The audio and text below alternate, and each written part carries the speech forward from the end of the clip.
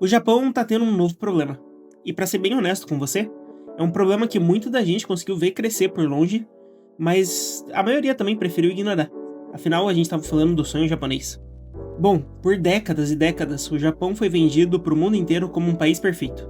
A utopia da educação, o ápice da civilização, respeito, tudo era perfeito demais. Mas agora parece que algo quebrou. Nos últimos 15 anos, um dos maiores problemas do Japão começou a ser agora abertamente, para todo mundo, os estrangeiros. E eu não tô falando apenas dos estrangeiros por questões burocráticas ou de imigração. Não, eu tô falando que o país está oficialmente sendo atropelado por turistas. E não turistas comuns. Turistas que parecem estar competindo pelo título de quem é a pessoa mais idiota do planeta Terra. E finalmente o Japão começou a se enfurecer com isso. Porque à medida que o número de turistas começou a crescer exponencialmente, anti-estrangeiros, que antes era escondido, agora está sendo abertamente falado lá no Japão. Principalmente por conta de um novo viés político que tem agora. Um novo partido radical anti-estrangeiro que tá no poder. Principalmente com essa guerra de Japão e China, eu tô sentindo que o Japão tá prestes a mudar, mas dessa vez pra sempre. Parece que essas engrenagens da mudança já começaram a se mover e destruir essa vida pacífica que eu tava acostumado aqui. Obviamente, depois de tanto estresse, alguma hora a corda ia estourar. E agora parece que tudo que eu tava achando finalmente vai começar a acontecer. Mas pra gente conseguir entender isso, vamos começar com o começo. Porque uma coisa que eu percebi bastante depois de um tempo morando no Japão é que esse movimento anti-estrangeiro não foi do nada que começou. Parece que o pessoal começou a ficar mais receoso com turistas de forma geral depois da pandemia de Covid, sabe? Porque o mundo inteiro estava preocupado em lidar com o vírus, utilizar máscaras, manter a distância. O Japão, eles já são mais isolados de forma geral, então isso não afetou tanto a convivência deles. Mas teve uma outra narrativa que impregnou aqui, que foi como a gente lida com isso, sabe? Essa narrativa. Porque por muito tempo, se você ligasse a TV, a única coisa que você vinha aqui durante os vírus era que o vírus era algo externo, algo que você só pegaria se você estivesse perto de um estrangeiro ou tivesse de alguém que veio de fora do Japão. Esse já é um discurso bem errado e é basicamente o começo do problema. Tanto que no Covid, as fronteiras foram oficialmente seladas, né? Os aeroportos fechados, tudo parou de funcionar. Por 3 anos, o Japão ficou, na prática, como um país fechado. E por todo esse tempo, o povo japonês ele se acostumou novamente a um Japão apenas para japoneses. As ruas estavam mais silenciosas, estava tudo diferente de como está hoje. A lei foi reforçada indiretamente. E com isso, o público foi meio que moldado. Porque qualquer coisa que não era japonês não era um convidado. Era algo que trazia instabilidade, trazia um perigo do vírus. E depois que passou todo esse problema com o Covid, as fronteiras finalmente se voltaram a mexer, os aeroportos voltaram a liberar o pessoal de volta, o cenário virou o pior possível. Porque após o Covid, o Japão ficou muito barato. Literalmente todo mundo em volta do globo que tinha uma moeda um pouco mais forte, decidiu correr pra lá. Porque ao mesmo tempo que ele tinha um preço muito baixo, a comida também tinha um preço muito baixo. É um lugar, é um destino muito interessante para as pessoas que curtem animações e qualquer coisa de eventos de tecnologia de forma geral. E se a gente for parar pra olhar no quesito de história de forma geral, o Japão ele nunca foi um país muito acolhedor. No sentido caloroso da palavra, sabe? De ser igual a gente aqui no Brasil, com o pessoal nas Filipinas também, no sentido de sair abraçando, conversando muito com estrangeiros. Eles obviamente são muito educados, só que é algo muito diferente de ser receptivo. Então, com esse ceticismo que eles já tinham herdado da pandemia, e os turistas chegando sem parar, a relação entre locais e os estrangeiros foi para um nível nunca antes visto. A tensão estava muito alta, todo mundo se odiava basicamente. Afinal, pro povo japonês, eram só pessoas trazendo mais lixo pra cidade, sabe? Mas esse nem foi o pior ponto dessa relação. Porque a relação com o turismo no Japão sempre foi muito visada. Mas nessa nova onda pós-pandemia, surgiu uma categoria de estrangeiro que o Japão não estava pronto pra suportar ainda. O estrangeiro influenciador. Vamos lá, o mercado no YouTube é muito competitivo. Por exemplo, eu sou um canal que fala sobre a Ásia de forma geral. Quantos outros canais não existem que falam sobre esse mesmo conteúdo?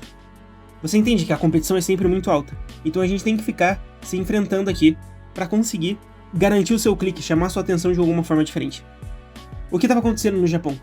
Influenciadores que não têm talento e que não conseguiam se destacar no seu próprio país começaram a buscar formas desesperadas para conseguir ganhar a atenção e o clique. O Japão ele é um país de baixa confrontação. As pessoas não saem brigando abertamente na rua. Tanto o Japão quanto a Coreia tem esse estigma, por assim dizer. Então, esses parasitas de clique, paraíso perfeito para conseguir farmar alguma coisa. Porque eles sabiam que eles podiam invadir locais, gritar, desrespeitar, e dificilmente alguém ia dar um soco neles, sabe? A mídia local, obviamente, como todo jornalista sedento por audiência, começou a exibir esses vídeos dos influenciadores em horário nobre da TV, alimentando ainda mais o ódio do japonês comum contra todo o resto do mundo. Eu acho que são 3 casos que marcam bastante o que eu tô tentando explicar. Vamos lá, caso do Johnny Somali, eu não sei se todo mundo aqui conhece, mas ele é um influenciador bem desprezível, que por muito tempo ficou um tempo no Japão e na Coreia, fazendo esses tipos de coisa que tá passando aí na tela. Basicamente ele depravava estátuas, jogava comida, bebida em outras pessoas, gritava na rua, dava em cima de mulheres, literalmente assediava, fazia tudo do mais cruel possível. Tanto que hoje ele tá preso na Coreia, já foi caçado de morte pela Yakuza. Ele fez tudo que você pode fazer. Pensa num bingo de coisas que você não deve fazer na Ásia. Ele fez. Outro caso que viralizou bastante também foi o caso das 3 youtubers ucranianas. Elas são 3 youtubers com mais de 6 milhões de inscritos. E elas decidiram que seria uma boa ideia invadir ilegalmente uma residência em Fukushima. E se você não sabe o que é Fukushima, bom, Fukushima é quase uma ferida aberta no Japão. Então, invadir aquela área para filmar a estética do abandono não é só quebrar uma lei de invasão de propriedade, sabe? É você insultar a memória das famílias que perderam tudo no tsunami, no desastre nuclear. Elas mexeram em tudo, foram os pertences pessoais, reviraram memórias de pessoas que já estavam mortas e depois começaram a ver coisas de pessoas que tiveram que fugir para salvar suas vidas. Tudo para ganhar umas visualizações na internet. Mas o pior dos casos foi o caso com um australiano em Yamanashi. Ele foi a um cemitério, um lugar que é sagrado em quase todo mundo. No Japão, então, nem se fala. Afinal, no Japão, você respeitar essa sua árvore genealógica, os ancestrais, é a base de toda a estrutura familiar. E ele decidiu que seria minimamente engraçado ele começar a zombar dos túmulos. Então, ele roubou as oferendas que o pessoal deixava. Ele bebeu as oferendas de álcool que estavam deixadas lá para os mortos, enquanto zombava da cultura. Ele pegou essas tabuletas de oração e começou a brincar com elas, como se fossem uns paus de madeiras comuns. E para finalizar, ele ainda pegou essas sepulturas, essas tabuletas e começou a acenar como se fosse uma arma pra câmera. E cara, esse tipo de lixo humano é o pior tipo que tem, porque ele não tá sendo só idiota por si só. Uma coisa é você fazer merda colocando só você em risco. Outra coisa é você destruir toda a reputação de um estrangeiro do seu país pra todo um outro país, sabe? Então, eu tenho certeza que todos os japoneses, hoje em dia, pensam 2 vezes antes de questionar se eles vão pra Ucrânia, pros Estados Unidos ou pra Austrália, justamente por causa desses 3. E, obviamente, como todo país, quando você deixa umas lacunas assim, elas vão ser preenchidas. E quando você deixa lacunas de falta de segurança pros locais, o setor político ataca muito forte. Então, eu acho que é a parte mais diferente dessa nova era do Japão, esse território chamado de Sanseito. O Sanseito ele é um partido político de direita radical, e ele foi criado, olha que ironia, a partir de um canal do YouTube.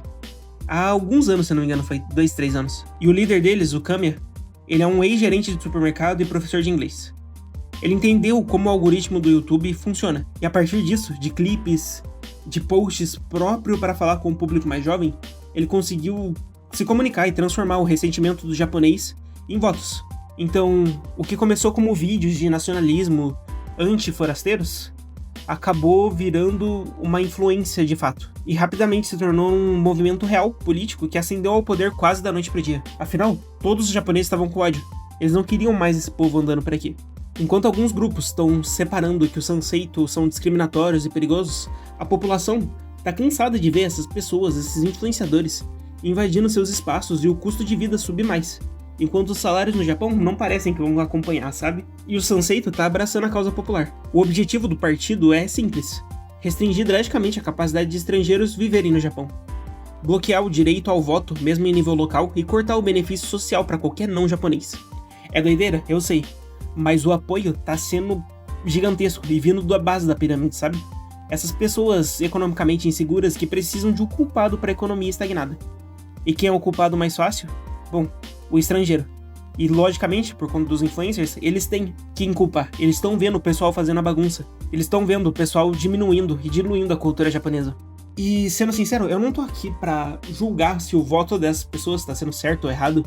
Cada nação tem um direito soberano de decidir o seu destino, de escolher em quem vai votar. A gente mesmo no Brasil tem um problema grave com política de forma geral, então não acho que seria certo eu me meter nesse bedelho, mas eu consigo, ao mesmo tempo, simpatizar com o sentimento de perda de controle que o japonês médio tá sentindo, sabe?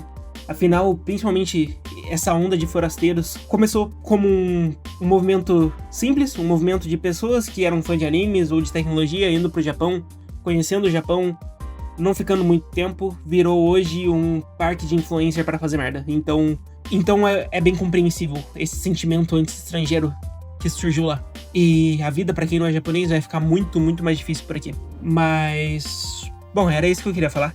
Muito obrigado por ter me ouvido até aqui.